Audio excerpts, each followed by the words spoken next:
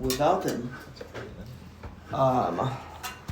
Benji, why don't you open us up in prayer?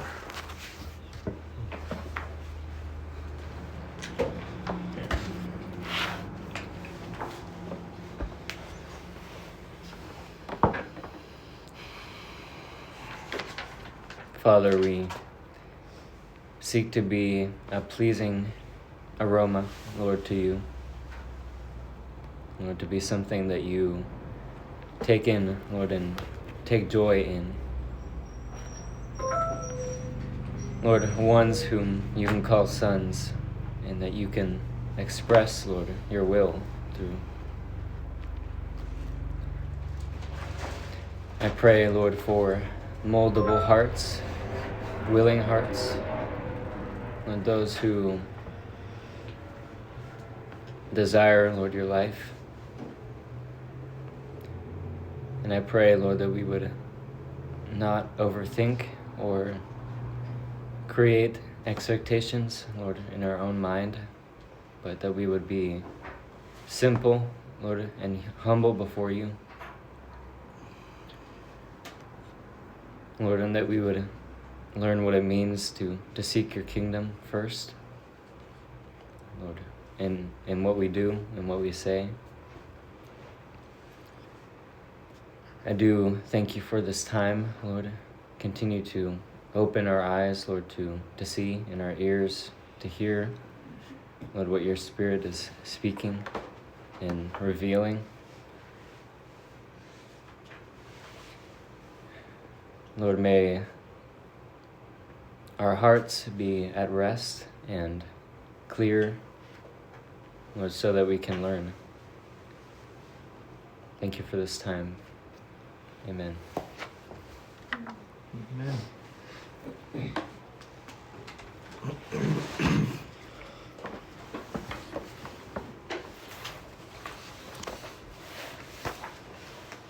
So we're starting at, or have come to 13:14,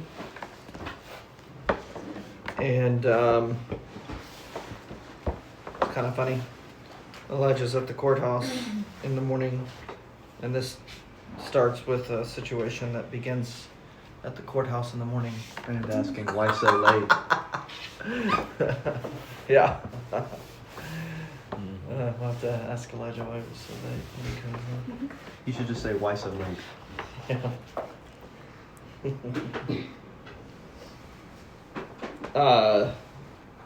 Jaden, if you'll read the first part and Noah the second. Should I go until that break right there? Yeah. Okay. Ren Chu returned from court. The master asked, why so late? Court audiences, Chow, took place in the morning, Zhao, a graphic pun in both classical and modern Chinese, and Ren Chu was apparently returning sometime in the afternoon or evening. This is the sole point in the text where Ren Chu is actually referred to with an honorific Master Ran, possibly because this passage was recorded by his disciples. Ren Chu replied, there were governmental matters, Jing, to be discussed. The master said, no, what you were discussing were private affairs, Shi. If there were governmental matters to be discussed, how would I have not received word of them, even though I am not employed?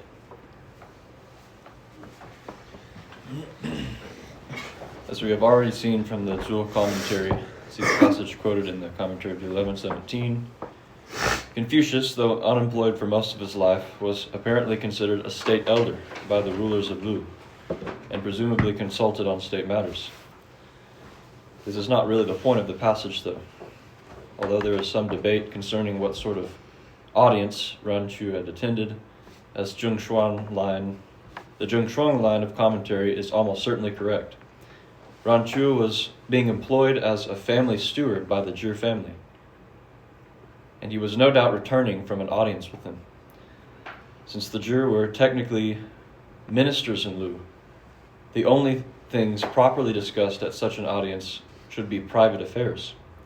In other words, the personal affairs of the Zhi family.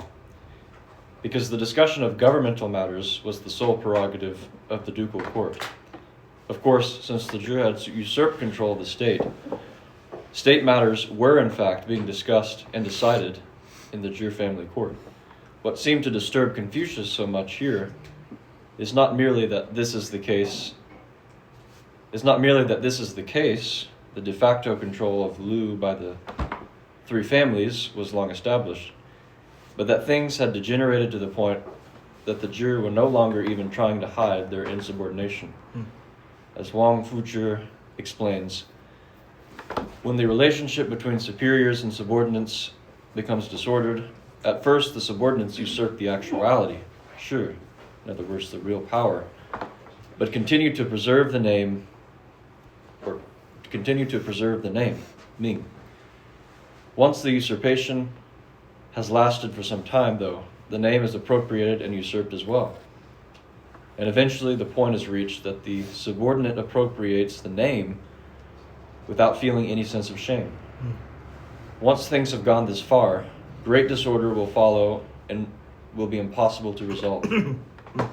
If the gentleman wishes to rectify the wrong of usurpation, his most urgent priority is contesting the theft of the name. Confucius is thus here engaged in the rectification of names, Chengming, contesting the Zhi family's usurpation of the right to discuss governmental matters in the same way that he contested their usurpation of ritual prerogatives in Book 3. The only way the gentleman can hope to restore order is by setting names and ritual aright. As Zhu Shi remarks, the distinction that the master makes between public and private, in thus rectifying names, is intended to serve both as a powerful reproof to the Zhi family and a profound lesson to Ran Chu. It's a wordy one, but it's all hinged on one concept or principle, that being the rectification of names. So let's understand that a little bit. I think obviously Wang Fuzhi's explanation there, the second to last paragraph and the last paragraph really offer the insight related to that. But Wang Fuzhi's explanation kind of unfolds the process.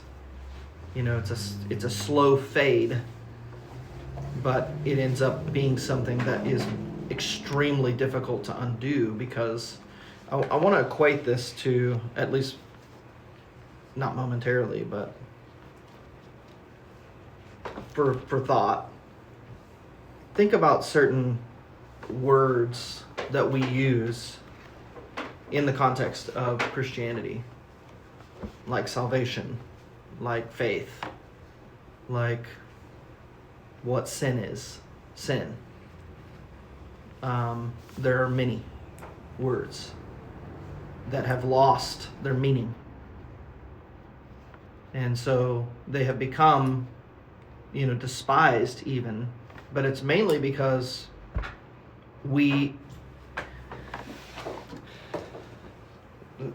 let me back further up and just talk about how change sets into a mind or minds generationally. Because this is not a situational scenario. It is something that is very intrinsically and subtly fastened itself to a whole generation without them even knowing it. And so when we were living in Austin and we worked with people that lived on the street, and then families that lived in housing, mostly families that lived in housing that was subsidized by the government, which means if your life situation or your family situation was one that puts you in a very low income status. Are you guys aware of what the welfare system is? Everyone? Do you know what the welfare system is? So our government, and it comes from the taxes that we pay, our government takes some of that money and sets it aside for programs that are meant to help people. And government subsidies can go a lot of ways. Sometimes they subsidize farmers. And a lot of the motivation for subsidy, in other words, that's financial help. That's the subsidy, okay? That means that they're putting something in to help. So for a farmer, a subsidy it's actually more also very, not really a positive thing. It would seem to start like a positive thing, like farming costs a lot and food is very important, so we're going to help the farmers, and we'll have a program that, for instance, if they farm in this way, we'll set some standards, and if the farmer will do that, then we'll give them money. And so they can do that, and then they can make money by selling their crop, or maybe there's an incentive from the government to buy land and start farming on it. But what has happened over time is that the government gains more and more control over what people do by influencing that with money. And so, for instance, we have, whether it is other industries that say like, well, we need corn because corn can be used for all this stuff. We can make oil out of it. We can make materials out of it. We can make food out of it. We can sell it this way. We can make fuel out of it. All of these things. And so while corn is not necessarily the most beneficiary crop, what will happen is the government they can manipulate things. So they can say, we're going to tax something. Let's say tomatoes. And so it would cost the farmer more to grow tomatoes, but if they grow corn, they'll get some money. Okay? And this, I could go really long ways with this because it's a really good bad example. Because we grow so much corn that we have too much, and there's all this government money that's put for it, but we need the price that it sells for to stay the same. So if there was one Round Rock donut on the table, how much value would it have? Compared to if there was 200 Round Rock donuts on the table. If there was 200, everybody would be like, oh, I'm going to be able to eat till I'm sick. So how much will you give for one? Well, I don't know. It doesn't really matter. There's going to be plenty left over. I don't have to give you anything for it. Right? There's too much. But if there's one and it's fresh right out of the fryer and everybody's drooling, then the bid's going up. Somebody might pay $10 for that one donut, or you might be able to buy a whole dozen for $10 on a regular basis. So that's the concept or the principle of supply and demand. You guys have probably, I know you have, you should have studied that in basic economics and things like that. The U.S. government, this is real information, actually produces so much corn that it should be really cheap, but it's not. And so the way that they keep it cheap is they put it on big boats and they take it out in the middle of the ocean and they dump it in the water. Then they still subsidize, they still pay farmers to grow it, but they want to control everything. That's one use of subsidies. It's very manipulative. There's another that's much more subtle, and there's some similarities. Like for the farmer, someone may have converted all of their land over to corn crop because they don't actually have to work that much. They don't have to do a lot of hard work because they get paid more money to do this than to do something else. And it's easy money because the government's already pre-purchasing it or whatever else. Does that make sense? So another type of subsidy is for people who don't earn a lot of wages. So I have actually had to use the welfare system to get help to buy food, and even have had low enough income where I've had to ask the government for actual cash help. So when they measure that, they say, okay, who's in your household? How many people do you have? How much money do you make? Do you have a job? Do you not have a job? All of those things.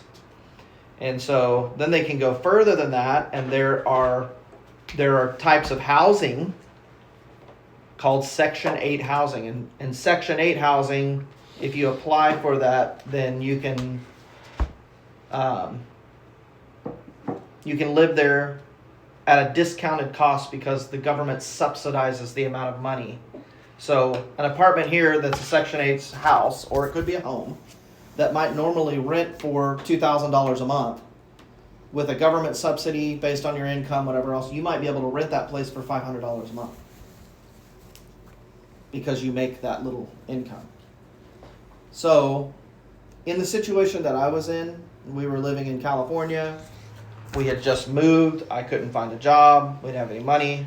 I didn't live in a government subsidized housing, but I needed help. And so we went in. We had to go to the office. There's an office down here. We had to do it when we moved into Port Angeles too. And tell them your whole life story. And believe me, they ask you everything. And then they say, okay, we'll give you this much help based on your situation. So my kids have been in a situation where we have been in that scenario and where we've not been in that scenario. A lot of the people that I worked with in Austin had been in that scenario for 2 and 3 generations. So when we went in and I had a job where I was trying to start a business, because the welfare system has been developed for so long, and I am getting to a point, but I want to really solidify something. The caseworkers told me, we don't ever see people like you. And they weren't talking about skin color and whatever else. They basically just say that the majority of people that are in the welfare system are there because they need or want the handout. They don't have very many people who are really working to not be receiving the subsidy. So, and now you guys work and you don't need that subsidy.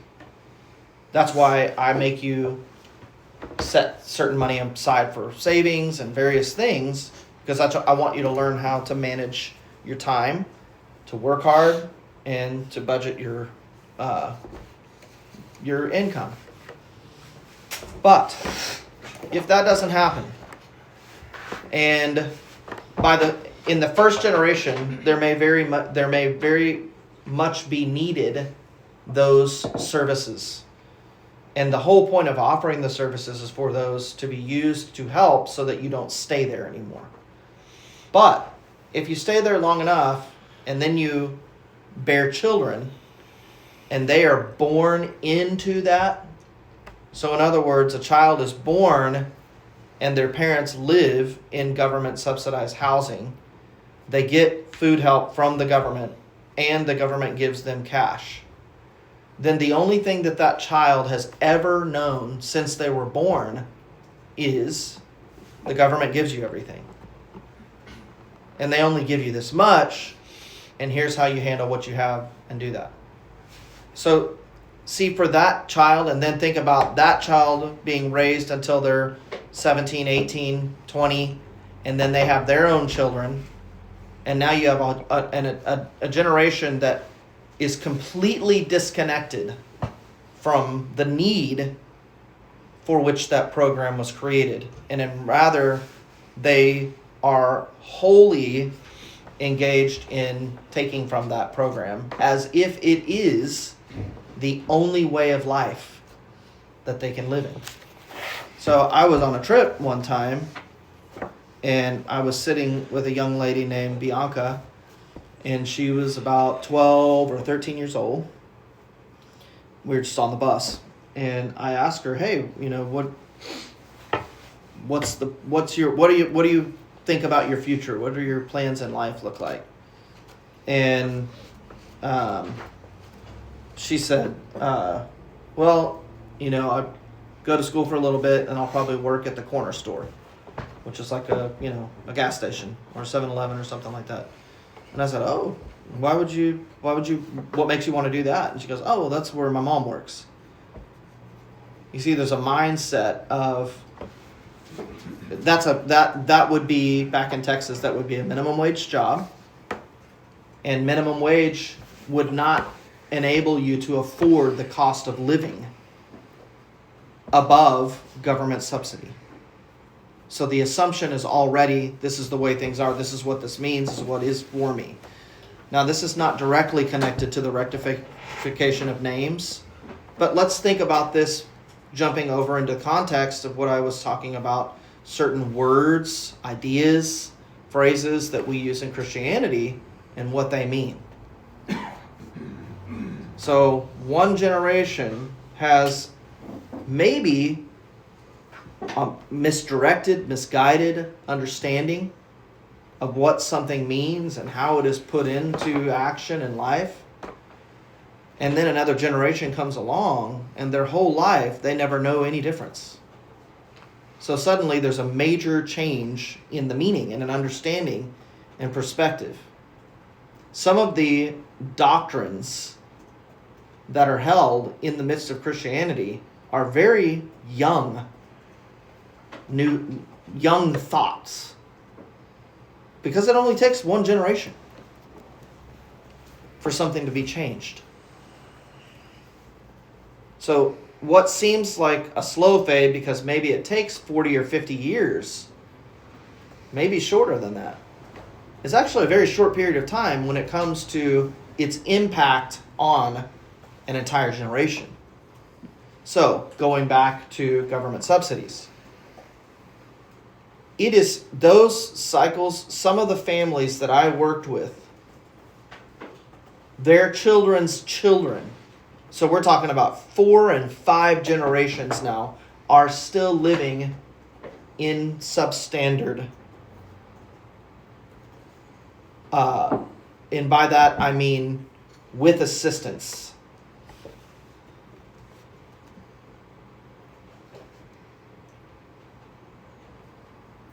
From the government.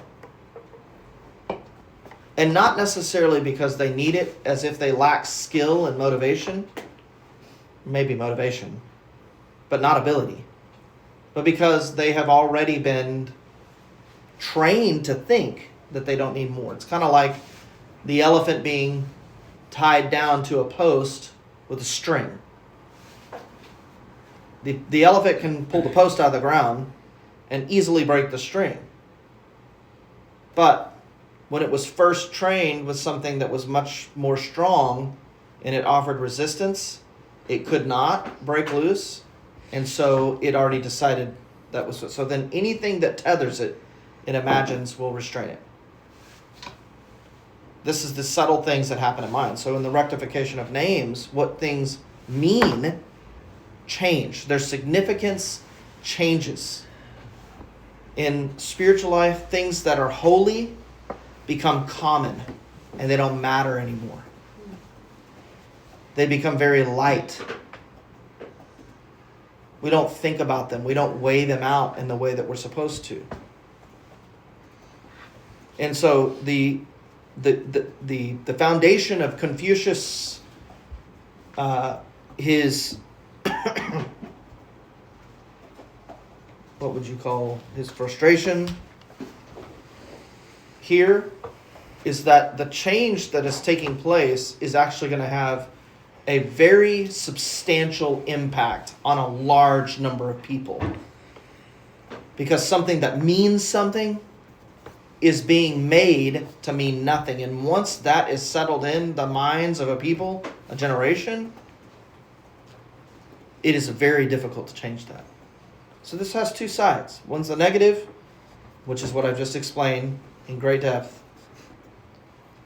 The other is, what about a new generation that lives and walks and understands what is right, or as it's described in these writings and these Analects, as the mean, the right way, what we could also call the way of righteousness. It's a very substantial work to undo it. And Wang Pushi says, it is the most urgent priority to contest the theft of the name. You've got to come back and redefine what something means. I know you guys have heard me and Emmanuel do that for years. This doesn't mean what you think it means. But it does matter what it means. And those meanings, if you took this in the rite of rituals and you knew what everything meant, why do you think that we take time to look at that? What did this really mean? Was this just some Middle Eastern philosophy, blah, blah, blah? No, not really. It was actually something that was very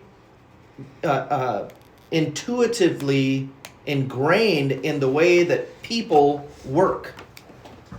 In their minds and their hearts, the way they work together, the way their government works, all of those things. Are you guys following me a little bit? So what something means, your words matter. They have weight. Every word. And Jesus knew that as well. That's why in Matthew 12, he very explicitly states that we will be held accountable for every idle word that we speak. Now, how would you define an idle word?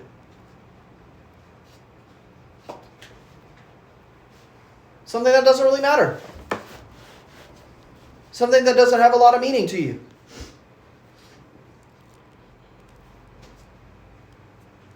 Think about your regular conversation with others. How much idle talk is there? Do you mean what you say? Do you say what you mean? I know this may not seem to connect to the situation, but these are very subtle changes. And what's described here is actually pretty late in the game. There's already a lot to undo because those first subtle changes were already made. That's what's being described.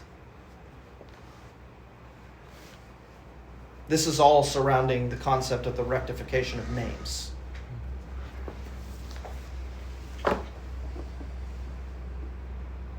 The only way the gentleman can hope to restore order is by setting names and ritual aright. That's a very substantial truth.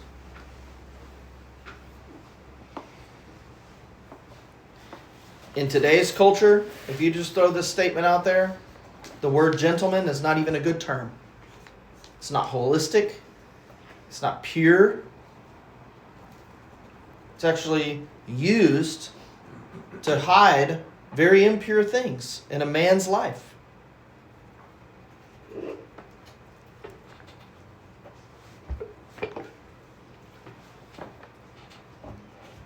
See how names and words mean something?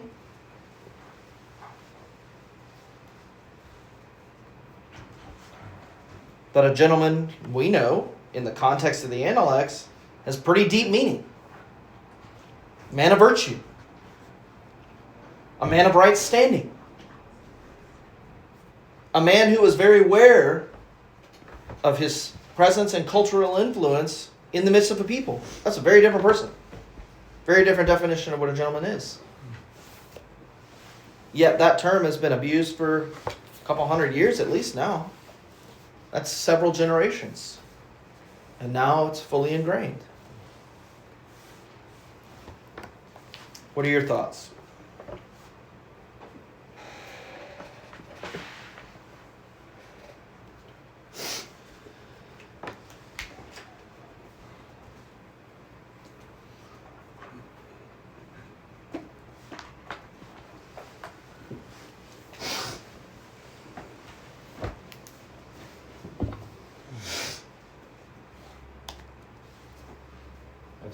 I've said it before, but a lot of things growing up in Christianity nowadays, I've had a lot of things built into me that have really taken a lot to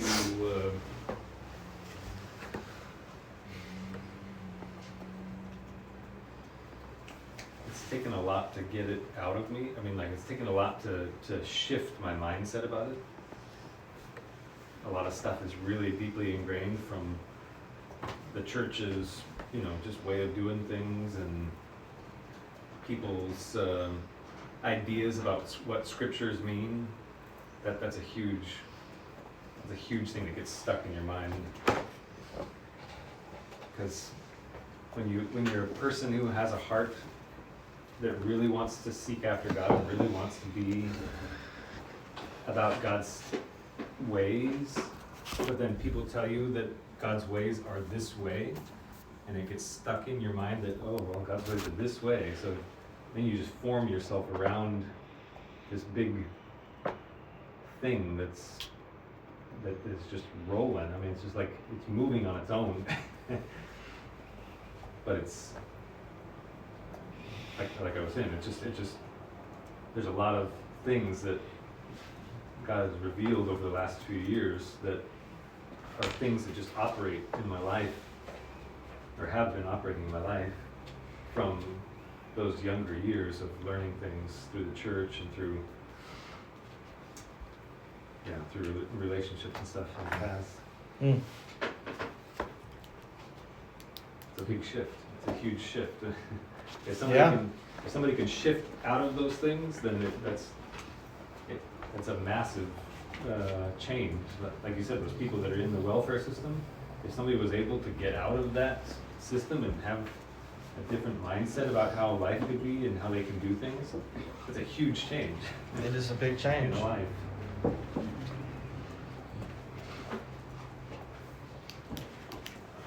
I found it interesting the picture that you put of the donuts, like how they lose value, once there is so much of it, right? And thinking about the whole welfare system too, because that's something new for me when I came here.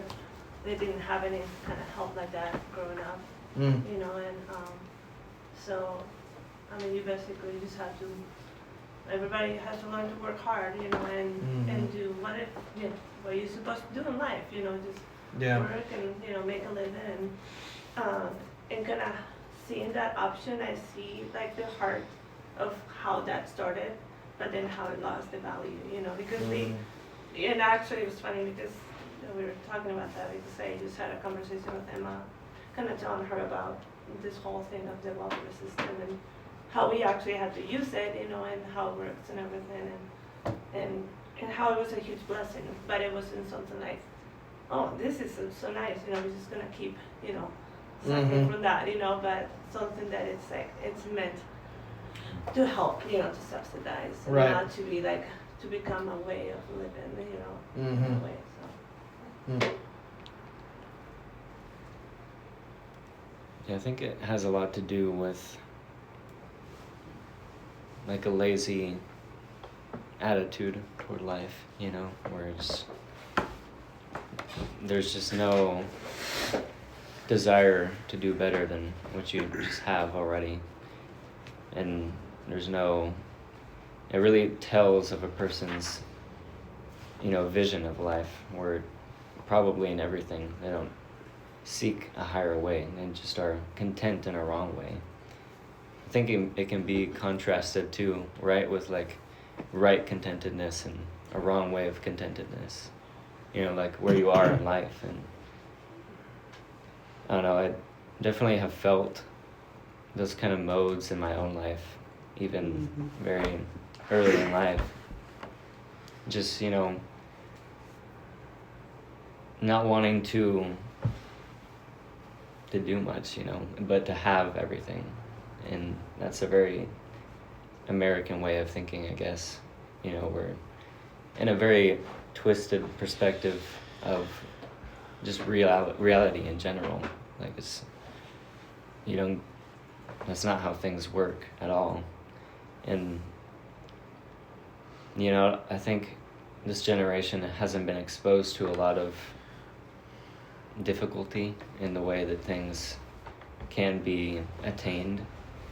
But I don't know, it's interesting to me. I don't know what else to say, but I think there's definitely like that it shows a contrast between where you can be content in a wrong way and where there's a contentedness in wanting to do better and maybe accepting the place that you are, but always wanting to reach for the higher goal or something like that. Mm.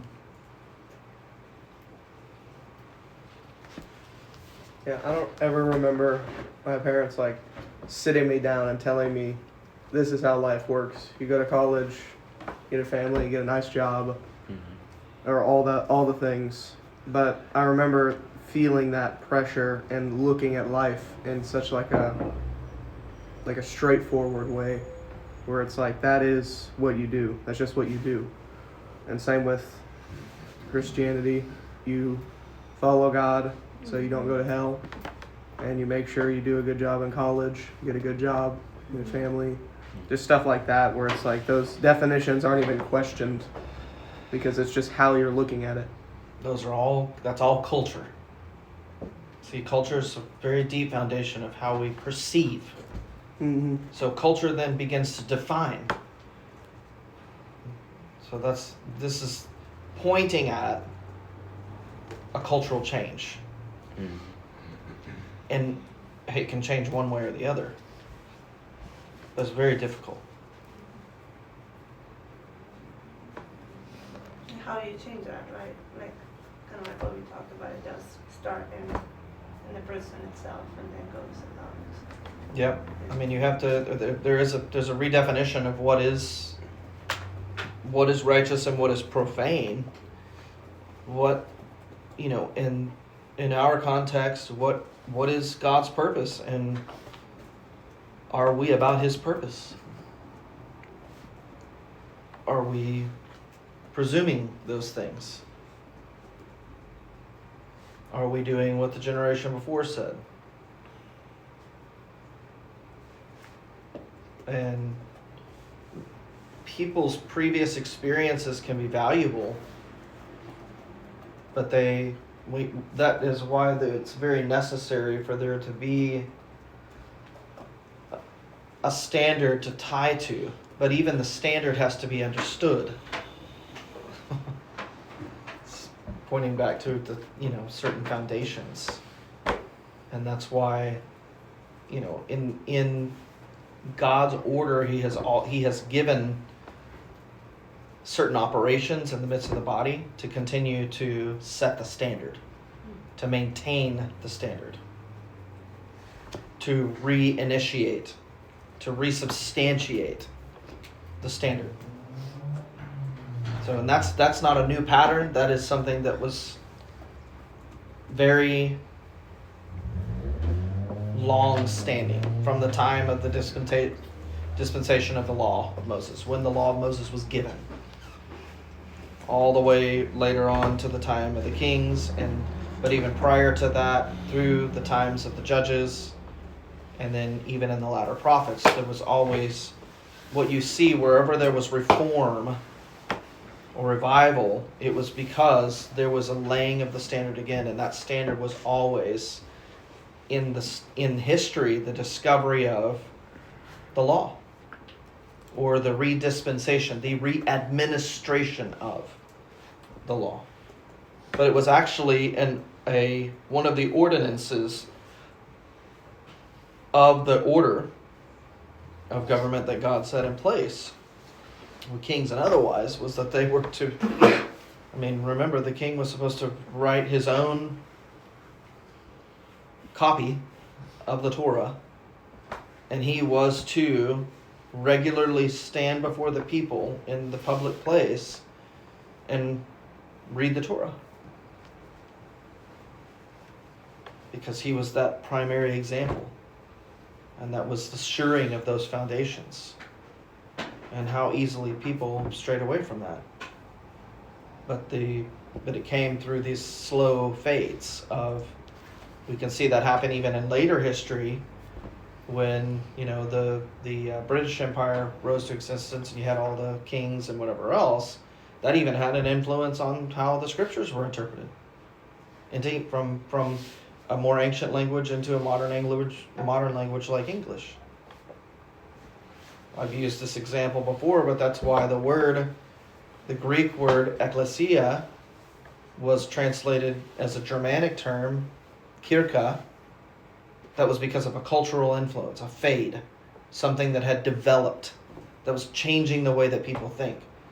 And it came through the debased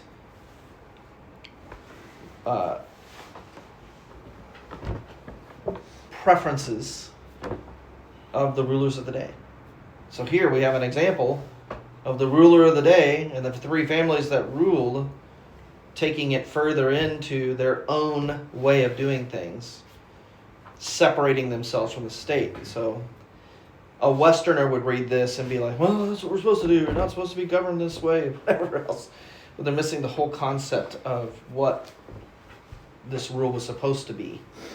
And they're only looking at the fallacy of man in it. And I think that's the same thing that happens with the law. Paul said that about the law. The problem wasn't with the law, it was in the flesh. It was the weakness of the flesh that, in a sense, usurped the law. So there was usurpation there. Anything to share? Was there a question asked earlier that I missed? Just thoughts, observations? It is referenced in the commentary here, but it might be helpful to read 13.3 again, because Confucius directly speaks on the subject of Zhengming, or the rectification of the names. Mm-hmm. And I always appreciate when someone like Confucius, and Mencius does it a lot, also gives us this like moral cascade where one thing directly leads to another. Mm-hmm. I guess we might as well start from the top. He's speaking with our favorite disciple, Zulu, who asks, if the Duke of Wei were to employ you to serve in the government of his state, what would be your first priority? The master answered, it would, of course, be the rectification of names. Zulu said, could you, master, really be so far off the mark? Why worry about rectifying names? The master replied, how boorish you are. Zulu. When it comes to matters that he does not understand, the gentleman should remain silent. Literally, the gentleman should leave a blank space where, actually, I'm not even sure how to pronounce that. Che is used in its literal sense, with the point being much the same. The gentleman should not pretend to knowledge that he does not have. If names... Good lesson. Yeah, in 2:17 he actually says, this is wisdom, Zulu, to know when you know something and to know when you don't know something. That's what he says in that one. Good stuff. If names are not rectified, speech will not accord with reality. Wow, yeah. When speech does not accord with reality, things will not be successfully accomplished. When things are not successfully accomplished, ritual practice and music will fail to flourish. When ritual and music fail to flourish, punishments and penalties will miss the mark. And when punishments and penalties miss the mark, the common people will be at a loss as to what to do with themselves. That's pretty much everything that we were saying. Amazing. Yeah. This is why the gentleman only applies names that can be properly spoken, and assures that what he says can be properly put into action. The gentleman simply guards against arbitrariness in his speech. That is all there is to it. You want me to read the commentary? Or save that for another time? Go ahead. Reading this passage in light of 12:11, let the fathers be true fathers, the sons true sons. It can be seen as a barb against the ruling family of Wei. So this is a different ruling family than the one we had just been reading about, whose disordered family relations eventually threw the state into chaos. The Duke of Wei, referred to in Zulu's initial question, is probably Duke Chu, grandson of Duke Ling and son of Kuai Kui. As Zhu Shi observes, at this time Duke Chu was not treating his father as a father, and instead was performing the paternal ancestral sacrifices to his grandfather. So skipping some of that, I want to see what is said. Let's go to the very last paragraph, because we don't need all that context. The passage then quotes Analects 13.3 as well as Ode 339. The Lord should not lightly utter his words. For other examples of the rectification of the names, so on and so forth. So yeah, what's interesting to me is in that Analect, it is actually reminiscent of the last Analect we read last week, 13:13. Where it's talking about the need the need of self-correction before correction can be offered to anyone else. And I think that order is very much present in the rectification of names. And that makes so much sense too, because how can you go about not redefining, but rectifying words and the meanings of certain statements or ideas if those things are not even properly understood by yourself? Mm-hmm. So that rectification of the names is an inner work before it becomes an outer work. Mm-hmm. Think of another word that we have rectified, and maybe it's not fully rectified in your own mind yet. Education. What comes to mind with your education? With the word education? Oh, school. Pre-K through 12th grade, college. Do those things, learn these things, you're done. You've got it. Now you can go and do what you want to do. What was education? To educate. If we want to rectify that word. It teaches you how to live life. And so look at how that was boxed in and parsed down. We actually lost everything that mattered from a relational perspective and drilled it down to math, science, arithmetic, history, arts.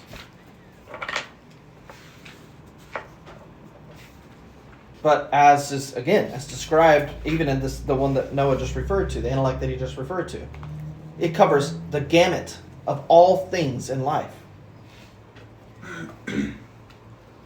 Education should include, what is a family? How does a family work? Who's the head of the family? How do you honor one another? Those are the basics of life. But we just ignore the basics. And we go to the 2 plus 2s and 4 plus 4s. And then we measure our accomplishments and achievements based on the statistics rather than the wholeness of life.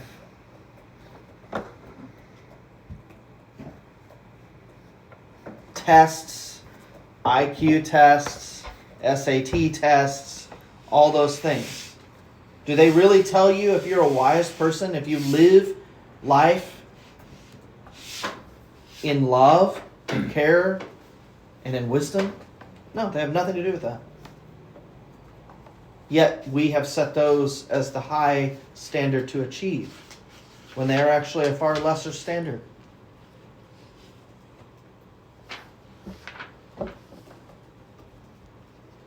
There are many words many names, many characters that must be rectified.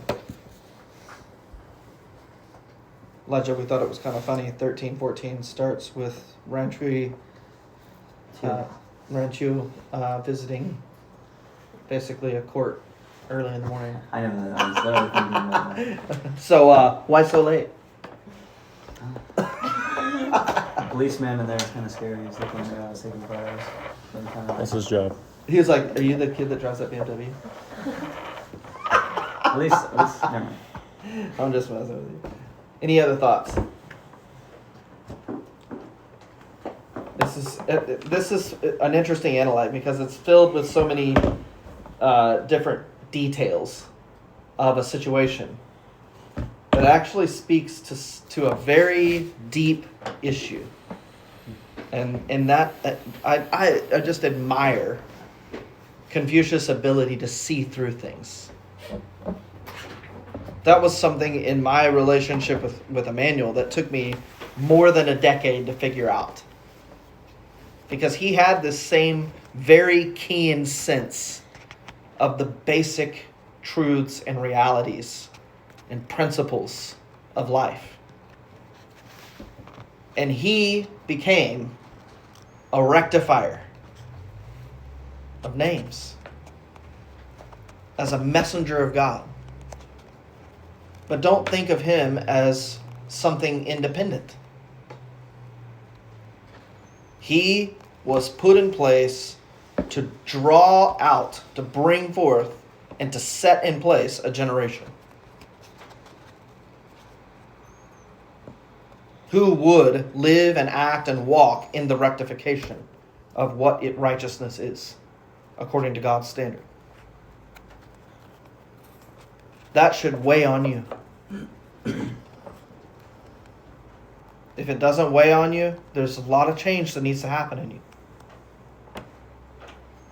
That's the only thing,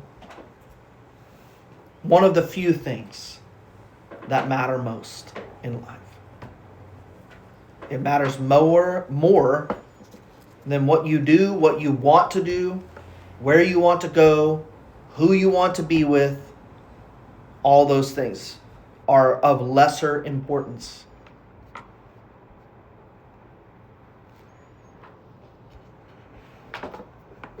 You were born for such a time.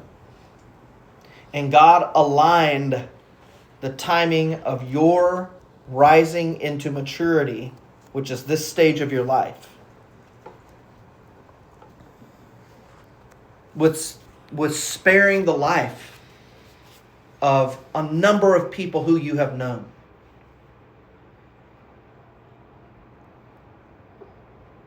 You guys know Emmanuel's story. He was not supposed to be born. The enemy, through a system of government and law, was very adamant that his life would never begin. My own mother was diagnosed with a condition that the doctors told her she would never have children. Same thing for the Fries.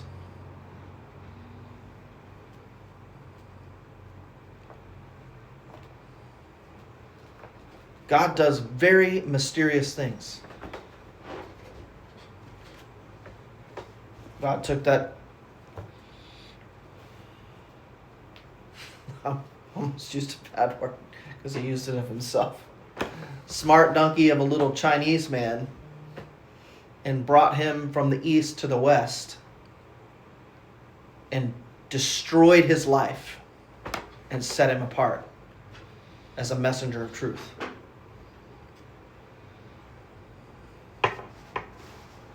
And he became a bondservant to it. Please do not take lightly what God has done for you. Please do not take lightly the provision, the miraculous provision that God has made for you. The pathway that He has cleared the weeds out for you.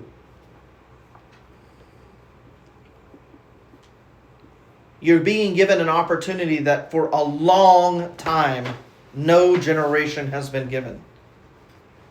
Please do not be distracted by yourself, by your own desires, by your own fears.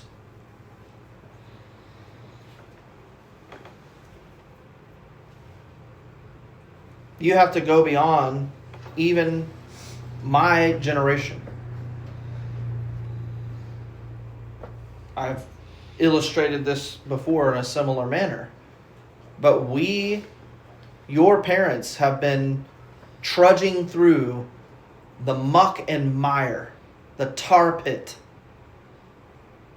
of the cultures of man and the religious cultures of man, and are struggling to get out of it, and we still have tar stuck on us. And I hope that one of the great efforts of our life is to set you out with as little influence of those things as possible, so you won't be held back.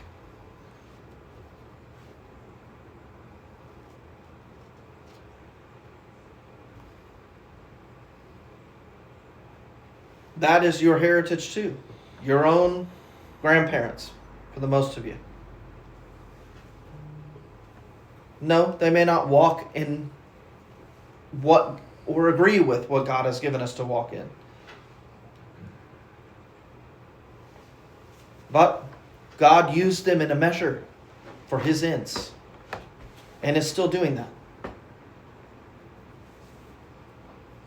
But you must forge ahead. That's a divine responsibility put on your life. It means something. Your lives mean something. Don't let anyone, yourself included, convince you otherwise. That is not something that I'm saying to flatter you or for you to puff yourself up with. It is so that you will maintain a sober mind and a pure heart and a willing heart. It will enable you. God has some, I believe, really amazing things to unlock through your lives. Things that when generations have passed, even my own, have looked to try to perceive them, we see very dimly. But you will know with great clarity and conviction. You will recognize those moments, and you will remember that I said that. If you stay true.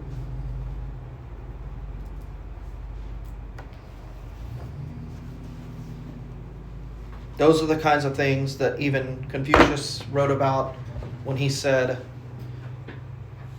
if I could wake up and see my disciples walking in the way, then I wouldn't need to do anything else. I could die happy.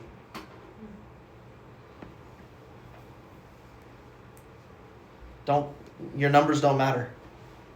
Your abilities don't matter. Your knowledge, your comparison to others and their accomplishments, what they're going to do, what they have done, what they have, don't matter. Not for this generation.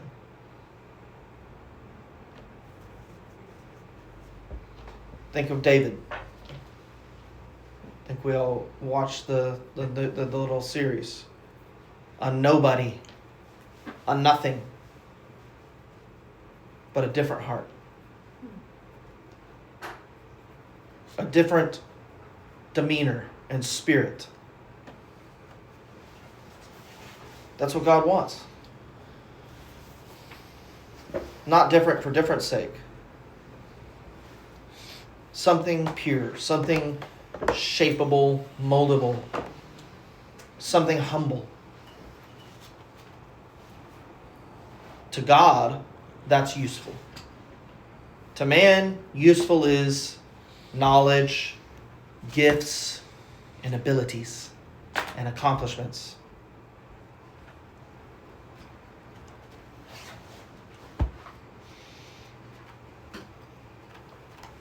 When we went to the concert the other night, I was reading the pamphlet and about this pianist. It's an entire page of his accomplishments. I'm not demeaning the guy at all. I don't know anything about his life. I want to know who he is. I want to know where he came from. But see, man has to say, here's what I've done. Here's what I've achieved. That's what matters. This is the high people who I've been in front of. I have a name and an influence. Well, there is only one name that is above every other name. Therefore, there is only one from whom you need approval. The one. Not man's approval. Not man's acceptance. Not man's applause. Don't sell yourself so short. Please. Don't pursue something so shallow.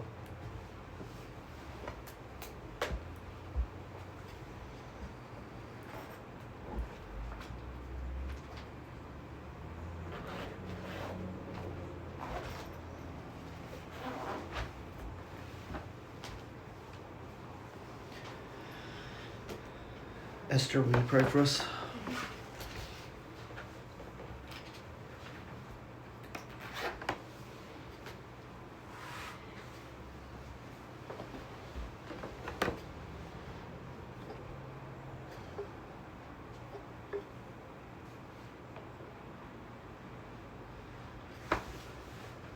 Father,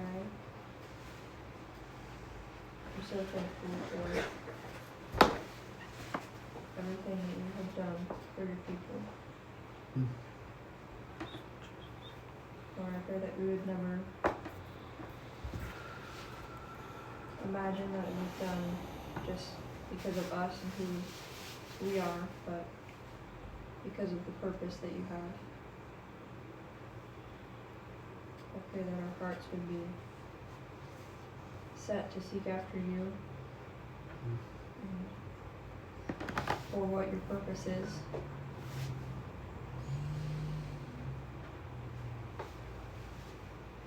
Thank you so much for the teachers who you speak through. And I pray that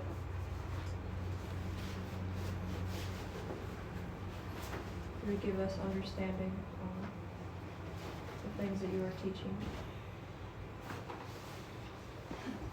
I pray for each heart that is seeking after you, that you would draw them closer to you, and that we could see you more clearly. I pray for the rest of this day that you would be here with us. And I pray these things in your name. Amen.